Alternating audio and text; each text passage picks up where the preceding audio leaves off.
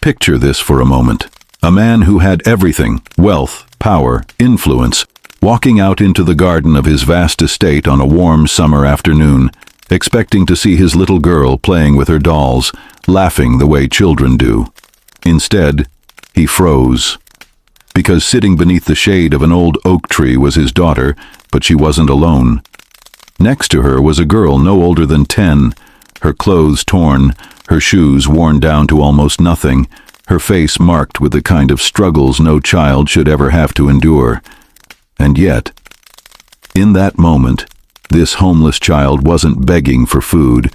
She wasn't stealing. She wasn't asking for pity.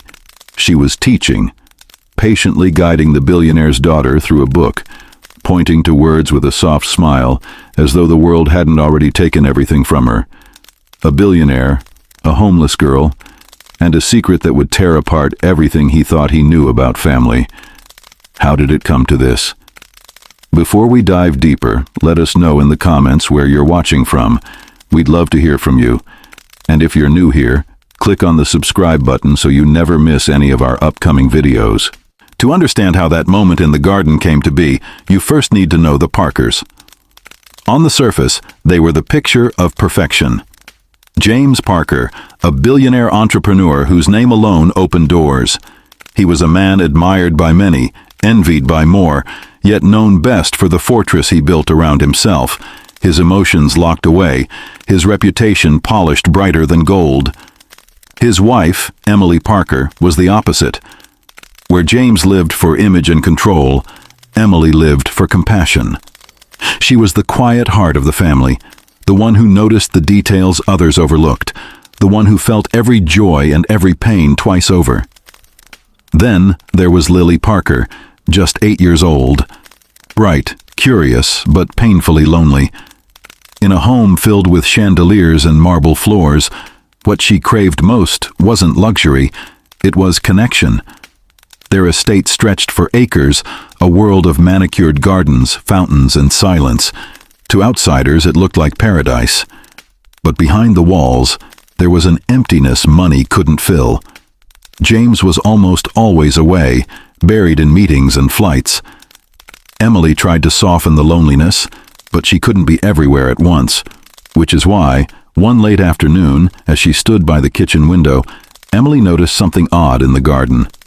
Lily wasn't talking to her dolls the way she usually did. She wasn't humming to herself or playing pretend. She was facing someone. Emily squinted, her breath catching in her throat. There was another figure beside Lily, small, fragile, almost blending into the shadows of the oak tree. It didn't make sense. Who was this child? And how had she come to be here in the middle of their guarded estate? Her name was Sophie. Just 10 years old, yet already marked by the world in ways that no child should ever be. She had no home, no family that anyone knew of, and no place to belong. Yet somehow, against all logic, she had slipped past the gates and found her way into the heart of the Parker estate. Lily, curious and innocent, hadn't seen a trespasser or a stranger. She had seen a friend.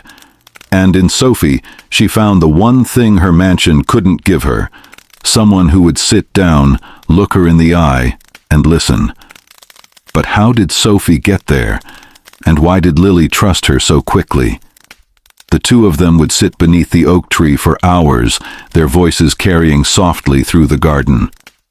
Lily's laughter, once rare, became more frequent, and Emily couldn't ignore the change. Still, when she finally approached them, expecting to hear childish games, she found something else entirely. Sophie wasn't playing pretend. She was teaching. With a scrap of paper and a dull pencil she had salvaged from somewhere, Sophie was guiding Lily through words far beyond her grade level. She spoke with a patience and clarity that startled Emily, correcting Lily gently, encouraging her to try again, to sound it out, to keep going. It was a scene that didn't fit. This was a child who had nothing, yet carried herself as if she had once been given everything. Days passed, and the mystery only deepened. Sophie seemed to appear and disappear at will, never explaining where she slept at night or how she found food.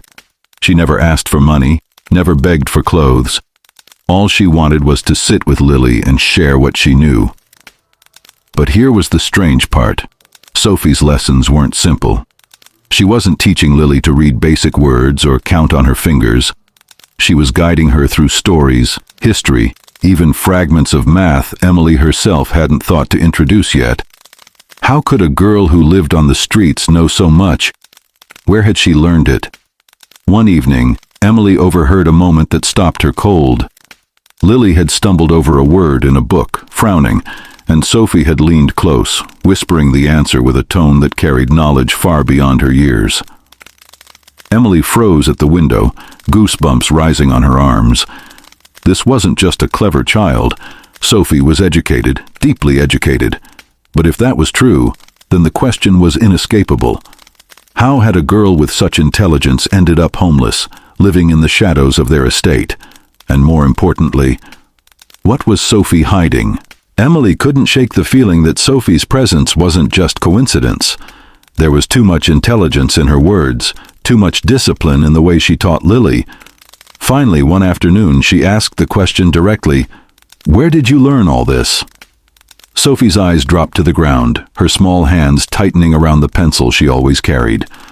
After a long pause, she admitted something Emily never expected. She had once attended a private school. Not just any school, but one of the most respected academies in the city. She spoke of classrooms filled with light, of teachers who believed in her, of friends who once sat beside her. But then she stopped, her voice cracking. "Something happened," she whispered, refusing to say more.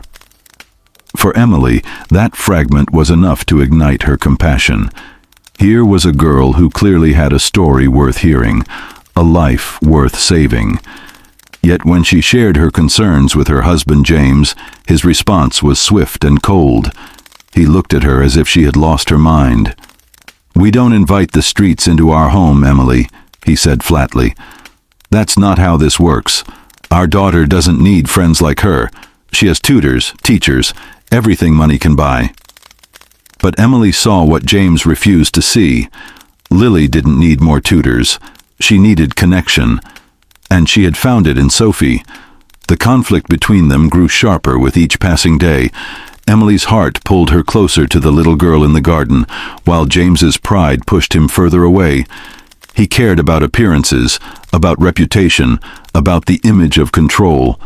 She cared about the child who sat outside their windows in torn shoes, offering something money couldn't replace: kindness. Then came the night when Sophie finally opened up, tears in her eyes as she sat on the back steps with Emily. She confessed that both her parents had died in a car accident years ago, a tragedy that shattered the fragile world she had once known. Left without family, she was placed in foster care. But she ran. The homes were cold, the rules unbearable, and no one ever treated her like she mattered. Running, she thought, was her only choice. Emily held her close, her heart breaking at the thought of such loss. But even as Sophie's words painted a picture of tragedy, a quiet voice inside Emily told her something was missing. It was a story filled with truth, but not the whole truth. Sophie had revealed just enough to win Emily's trust, but she hadn't told her everything. And soon, Emily would discover a secret that would shake her far more than anything Sophie had confessed. As the weeks passed, Sophie became more than just Lily's secret friend. She became part of her world. The two of them would spend afternoons sprawled out across the grass, whispering stories, trading secrets, and practicing lessons until the sun slipped low on the horizon. To Lily, Sophie was the sister she had always wished for, someone who understood her silences and laughed at her smallest jokes.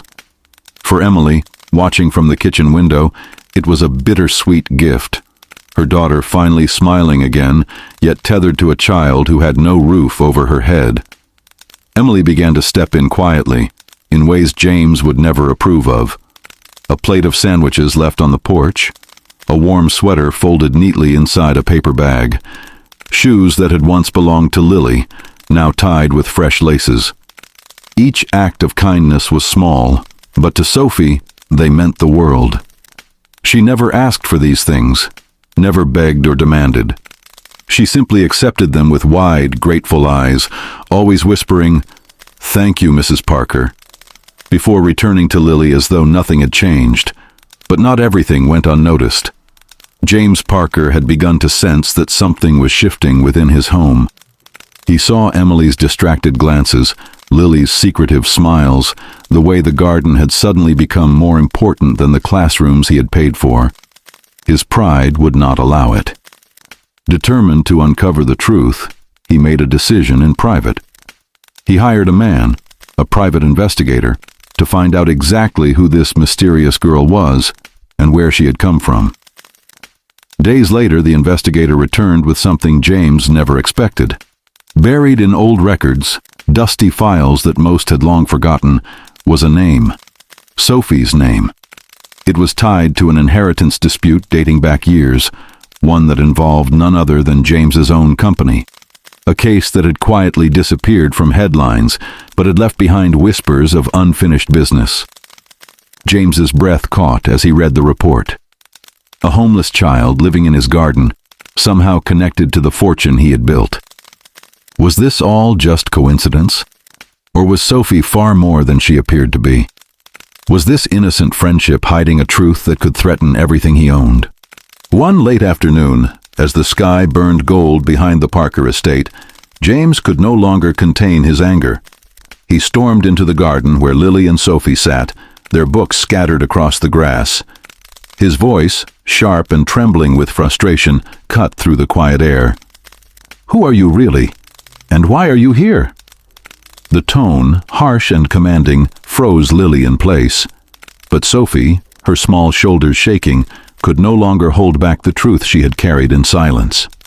Tears welled in her eyes as she whispered words that struck like thunder. "I'm not just some girl from the street. I'm the granddaughter of a man you once knew. A man you destroyed." James's breath faltered. His mind raced back to a name he hadn't spoken in years, his former business partner, a man who had trusted him, invested in him, built with him, until betrayal severed it all. Ruthless contracts, legal maneuvers, and choices James had justified in the name of ambition had left that family stripped of everything. Sophie's family. Her voice cracked as she went on. "When he lost the company, we lost everything. My parents tried to rebuild, but we never escaped the shadow of what you did. They're gone now, and I had nowhere else to go." The silence that followed was deafening. Emily clutched her chest, tears filling her own eyes. Lily stared at her father, confusion and fear etched across her young face. And James, he stood there, the weight of his empire pressing down on him harder than ever before. And at that moment, James realized this wasn't coincidence, it was consequence.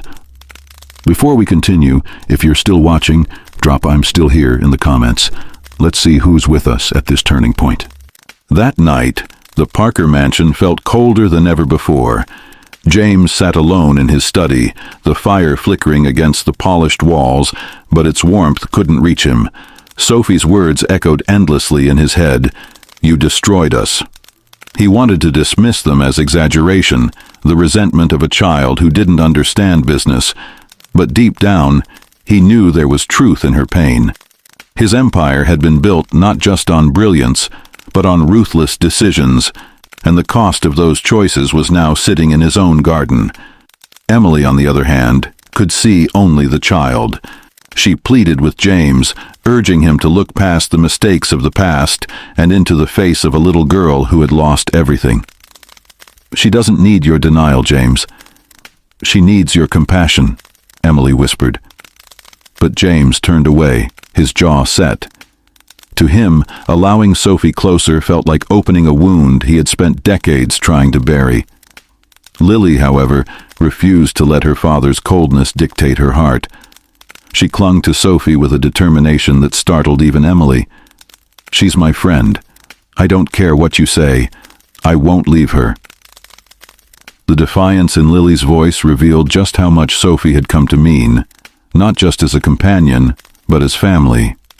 The walls of the Parker estate, once filled with silence, now rang with arguments that tore at its foundation. And yet, beneath the anger and the love, a question lingered unanswered. Was Sophie truly here by chance? Or had she known exactly who James Parker was all along? Was this a desperate child seeking refuge, or a granddaughter carrying the weight of her family's thirst for justice? The truth hung between them like a shadow, darkening every interaction. Then, just as James thought he could no longer bear the tension, he stumbled upon something that froze his breath. Hidden inside an envelope tucked away within the old files the investigator had returned was a letter. Its handwriting was delicate, almost trembling, but the words cut sharper than any blade. It was written by Sophie's late mother. And in it, she laid the blame for their downfall entirely at James Parker's feet. As he read the final line, "You took everything from us, and I pray one day you'll face what you've done," James's hands began to shake. His past had finally come to claim him, and his family stood on the edge of a truth that could shatter them forever. In the days that followed, James Parker walked through his mansion like a man haunted. The letter from Sophie's mother refused to leave his mind. Every word branded itself into his conscience until denial was no longer possible. For the first time in his life, the billionaire who prided himself on control admitted that he had built part of his empire on broken promises and betrayed trust. And as much as it wounded his pride, he knew what had to be done. One evening, James gathered his family around the long dining table.